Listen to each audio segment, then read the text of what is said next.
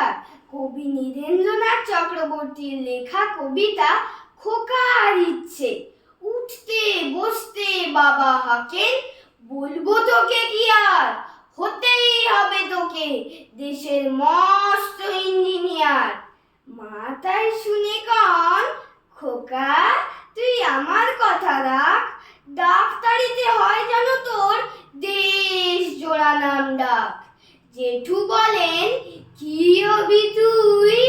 আমি সেটা জানি, তুই হবি এক নোবেল জয়ী বিখ্যাত বিজ্ঞানী। একই সঙ্গে সবাই বলেন, অন্য কিছু নয়, এবার তোকে হতেই হবে স্কুলে ফার্স্ট বয়। আমার ইচ্ছে ঘুড়ি উড়াই, লাট্টু ঘুরাই আর ক্রিকেট খেলি, সাথে করি মস্ত দিঘি পার।